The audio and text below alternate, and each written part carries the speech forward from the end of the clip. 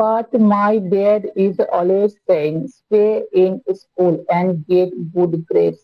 But কিন্তু my dad আমার বাবা is always saying সবসময় বলে, তাহলে আমার বাবা সবসময় বলে stay থাকো in school, স্কুলে, তাহলে স্কুলে থাকো and এবং get good grades, এবং get নিয়ে আসো good grades ভালো নাম্বার, তাহলে ভালো নাম্বার নিয়ে আসো, তাহলে আমার বাবা বলে সবসময় স্কুলে থাকো এবং ভালো নাম্বার নিয়ে আসো।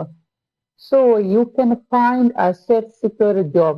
So সুতরাং you can find, you তুমি can পারো, find খুঁজতে, a safe একটা নিরাপদ, secure নিরাপদ সুরক্ষিত জব চাকরি, তাহলে তুমি খুঁজে পাও একটা সুরক্ষিত নিরাপদ চাকরি। I interjected somewhat confused. আমি interjected এর অর্থ কি? মাঝখানে কাউকে থামিয়ে কথা বলা। somewhat কিছুটা, confused বিভ্রান্ত হয়ে, তাহলে আমি কিছুটা বিভ্রান্ত হয়ে মাঝখানে থামিয়ে কথা বললাম। Yes, I understand. He says that. Yes, হ্যাঁ, I understand. আমি বুঝতে পেরেছি। He says, সে বলেছে that এইটা। তাহলে আমি বুঝতে পেরেছি সেইটা বলেছে। said rich dad, বড়লোক বাবা বলল। স্মাইলিং হেসে, তাহলে বড়লোক বাবা হেসে বলল। most people recommended that. most people বেশিরভাগ মানুষ, recommended মানে সুপারিশ করে, that এইটা, তাহলে বেশিরভাগ মানুষ এটা সুপারিশ করে। and it's a good path for most people.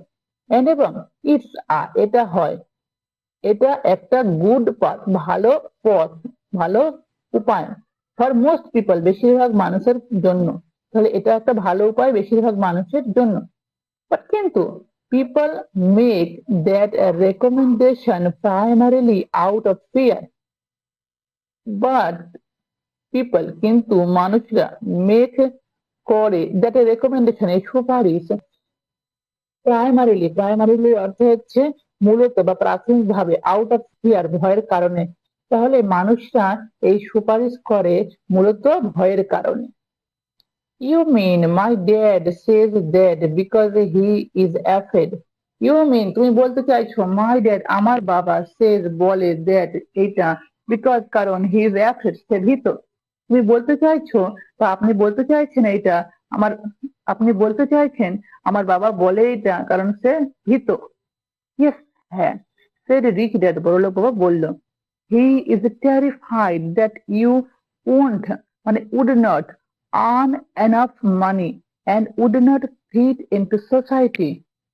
Yes, হ্যাঁ, said rich dad, বড়লোক বাবা বলল। হি ইজ terrified, সে হয় terrified মানে কি ভীত, অনেক ভীত, সে হয় ভীত। দ্যাট যে ইউ ওন্ট বা ইউ উড নট আর্ন তুমি রোজগার করতে পারবে না, আর্ন মানে রোজগার করে, তাহলে ইউ উড নট আর্ন তুমি রোজগার করতে পারবে না, এনাফ মানি যথেষ্ট টাকা, এন্ড এবং উড নট ফিট হবে না, ইনটু সোসাইটিতে মানে সমাজে, তাহলে তুমি সমাজে কি হবে না, ফিট হবে না, এবং তুমি যথেষ্ট অর্থ রোজগার করতে পারবে না